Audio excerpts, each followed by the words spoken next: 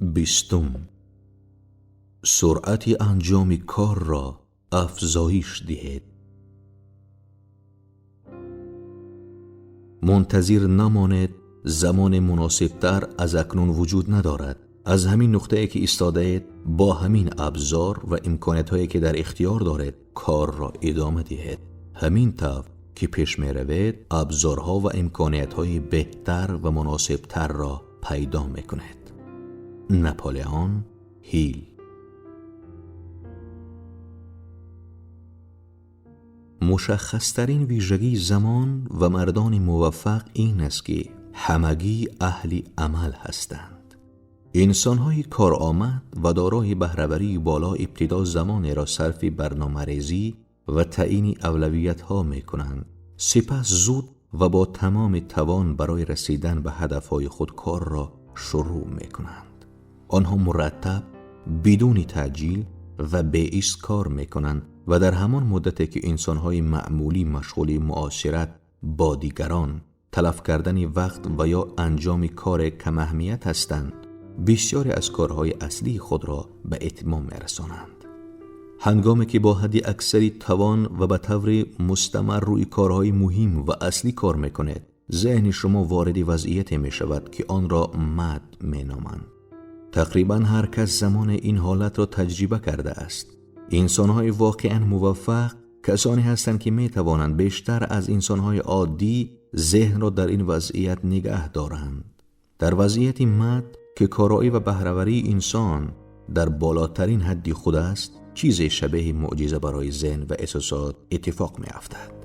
در این وضعیت شما احساس خوشحالی و انرژی فراوان می‌کنید. کارهای بی عیب و نقص و بی درد سر انجام می‌شوند و احساس آرامش زیاد همراه با خرسندی از کار به فرد دست می‌دهد. در وضعیت مد که قرنها از شناسایی و بررسی آن می‌گذرد، عملکردتان بسیار بهتر، خلاقیتتان بیشتر و کارایتان بالاتر، آگاهی و حساسیتتان افزونتر و دقت، بینایی و حس شنوایتان باور نکردنی است. پیوند خود با انسانها و شرایط اطراف را به خوبی حس میکنید و بیشتر در این وضعیت ایده های بسیار خوبی به ذهنتان میرسد که پیشرفت شما را بسیار سرعت میبخشد.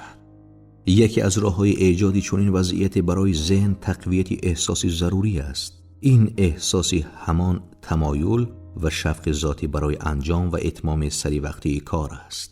این تمایلی درونی نوع به صبری است که به انسان انگیزه می‌دهد تا کار را شروع کند و ادامه دهد. حسی ضرور بسیار شبیه مسابقه دادن با خود است. با ایجاد احساسی ضروری عمیق، عمق گرایی را در خود تقویت می‌کنید. بجای اینکه مدام در مورد کارهایی که می‌خواهید انجام دهید صحبت کنید، اهل عمل شوید. روی مرحله‌های از کار که می‌توانید فوراً آنها را شروع کنید تمرکز کنید. به منظور رسیدن به نتیجه‌ها و هدف‌هایی که خواهان آن هستید، روی کارهای متمرکز می‌شوید که همکنون می‌توانید انجام دهید. به نظر می‌رسد که رسیدن به یک موفقیت بزرگ در گروی داشتن سرعت در انجام کار است. برای این منظور باید کار را شروع کنید و با سرعت یک نواخت ادامه دهید. هنگامی که اهل عمل می‌شوید، در واقع اصل اینرسی حرکت را برای موفقیت فعال می‌کند. این اصل می‌گوید که گرچه در ابتدای حرکت ممکن است انرژی زیاد صرف غلبه بر سکون شود، اما پس از شروع حرکت انرژی بسیار کمتری برای ادامه حرکت لازم است. جالب آن است که هر چه زودتر حرکت کنید انرژی بیشتری کسب می‌کنید. هر چه زودتر حرکت کنید کاری بیشتری انجام می‌دهید و احساس سودمندی بیشتری می‌کنید. هر چه زودتر حرکت کنید تجربه و اطلاعات بیشتری به دست می آورید و هر چه زودتر حرکت کنید تواناتر و کارآمدتر می شوید. احساس ضرور به طور خودکار سرعت شما را در انجام کارها افزایش می دهد. هر چه زودتر کار کنید و کاری بیشتری انجام دهید، میزان عزت نفس، احترام به خود و غرور فردی خود را بالا می برید. یکی از ساده ترین و قدرتمندترین روش‌های تشویق خود برای شروع کار این است که این جمله را بارها و بارها پیش خود تکرار کنید. همین حالا این کار را انجام بده. همین حالا این کار را انجام بده. اگر احساس میکنید که سرعتتان در انجام کارها پایین می آید و یا کارهای مانند حرف زدن با دیگران به هنگام کار یا امور کم اهمیت در انجام کارهای مهم شما اختلال ایجاد می کنند، به هنگام بروز اختلال همیشه این جمله را با خودتان تکرار کنید: برگردیم سر کار خودمان. در پایان به خاطر بسپارید که برای موفقیت در کار هیچ چیز به اندازه این که به عنوان فرد معروف شوید که کارهای اصلی و مهم را دقیق و زود انجام می‌دهد مهم نیست. این شهرت شما را در حوزه کاریتان به یکی از با ارزش‌ترین و مهمترین انسان‌ها تبدیل می‌کند.